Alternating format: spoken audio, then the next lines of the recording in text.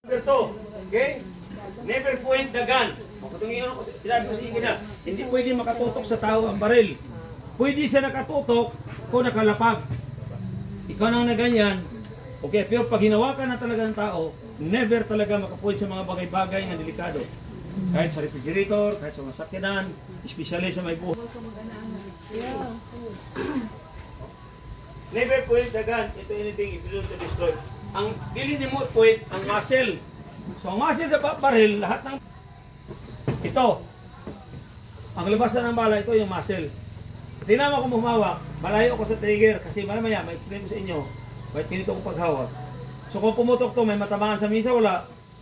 Wala kasi ang baril nandun nakatutok. Once ilapag ko siya na ganyan, kahit mag-cross ako niyan, wala na problema, huwag lang hawakan ng tao. Sinasabi dito, never point na gun. Ibig sabihin, never point kung hanawakan mo siya. O, buha to. Number 2. Number 3. Gun center number 3. Keep your finger off. Off. The trigger. The trigger until you are ready to fire or shoot. Okay? Ang trigger guard, kaya siya sa number 3, hit the trigger off. Off. Ito. Kaya dili kita. May nagdili gunitan. Sabihin, keep your finger out into the trigger guard. Trigger plus guard. So out into the trigger guard. Okay? Then, kung ready fire ka, kinuha mo na yung sight, saka ipasok ang finger sa trigger. Pagputok, kung ayaw nang pumutok, kailangan finger out. Pag nakaganyan, halimbawa, nakaputok ang trigger ang finger ko na sa trigger, tapos tatakbo ako dahil mag-change position or change another target, disqualify ka na. Because you are not ready to shoot. Okay? Tumakbo ka para ka mag-target sa ibang target na nakatutok, nakapasok mo. Once naka-firing kahit 1,000 nandyan, kahit ilang libo, maubos mo, nandyan ang kamay, basta nakatutok ka lang doon, na lagi ang putok, walang problema. Now, let's say for example, pag putok, naubusan ka ng bala, you have to change mag, another magazine na may load. So, unload yung magazine na empty, pero ito, hindi pwede na sa loob. Disqualify ka pa rin. Let's say for example, okay, bang, change mag. Oh, ang kamay ko, ang finger ko na sa loob, so disqualify ka. Okay? Sabi nyo, yan ang tinatawag na always finger off if you are not ready to fire. Okay? Mamaya, makuha nyo yan. Paano ko explain sa inyo? I-advance natin ang technique. Ito, gas tiro number 4. Sabihan to. Sino ba may pulis dito? Walang doon na pulis? Walang pulis? Ito, garamihan madisgrasya ang pulis. Dito. Be sure of your target and what is behind. Or be sure of your bullet, where your bullet end. The time mong firing ka. Like for example, December, karamihan nag-inom, pare, lang kanta ng baril ko, pare. Bag. So, nakadireksyon ang baril doon. Kung may bahay doon. Tandaan nyo ha, magmula sa baba, pirsa ang bala. Yan ang pirsa niya. Hanggang maubusan siya na ng pirsa doon kung ilang meters sa taas, bumalik. Pagbalik niya, doon, mahina doon. Iba dito. Mahina sa taas, ang malakas dito sa pagbagsak na. Nakita niyo, Corina Sanchez, lumusod sa atip, lumusod sa parlin, sa sesame, bata natulog, patay.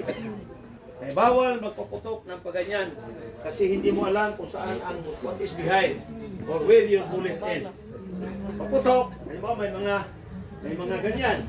Putukan mo yan. O pagputok mo dyan, hindi siya dahil doon siya papasok sa lupa. Pa nyo? Ngayon, alam niyo ha? Hindi pwede itutok ang baril. Kailangan isipin na loaded. Always finger out. Okay, now, ma'am, pwede mo dito ka banda ma'am? Kasi magsample tayo ng may bala. Okay? Malayo na ta. Malayo ng bala.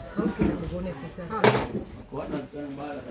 Technique of the guns, rolls, gun shifter number 1. I-advance ko ang technique nito kung paano gawin ninyo na hindi kayo madisgrasya. Kasi nandiyan sa isip ninyo, consider every gun as loaded. Anong gagawin?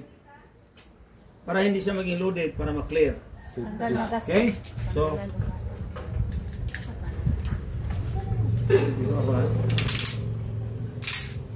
So, ibig sabihin, may bala. So, wala nang bala dito. Ah. So, nasa sulod na. So, ibig sabihin ito, this is ready to fire. So, advanced technique, para malaman ninyo, dito tayo ha, focus lang tayo gun sa gun sector number 1 ha. Ito ha, itong lecture ngayon.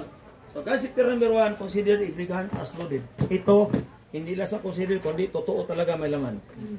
Ang gawin, first, unload magazine. I-freeze lang to, magazine, release. Ito, tutulak mo na ito. Pag freeze ko ng ganyan, tanggal ang magazine.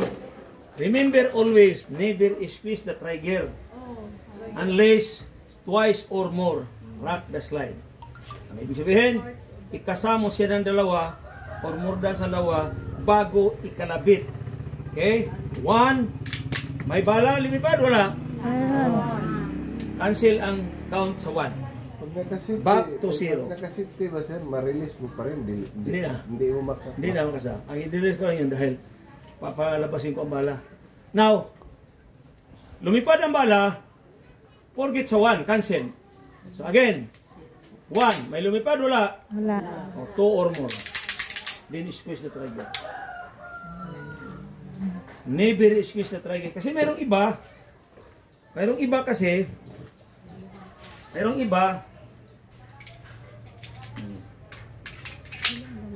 pagkasal nga, kinalabit. Ito. Kinalabit nila to.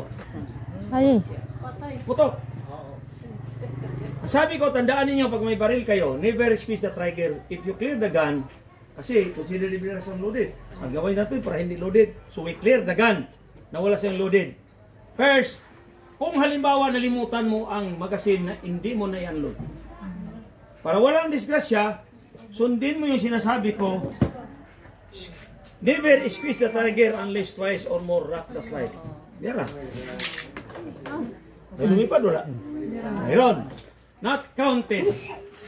Pero ang magazine na nasa loob. Ang problema kung may laman din yung magazine, Oh. kanod din. Ngayon, pag ganyan mo, uli, wala nang lumipad. 2, 3, 4. Kahit may magazine kalabitin mo, walang puputok. Gusto niya, hindi na siya. Tama? Basta wag kayong magkalabit dito ha kung nag-clear kayo.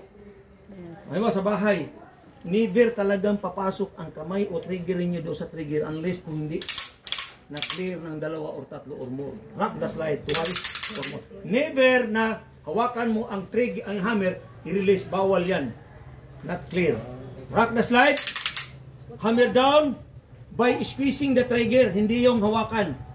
Ha, naka-clear ka na ng ilang kasa, walang lumipad, saka mo kalabitin, ma-hammer down siya sa pamagitan ng pagkalabit sa trigger.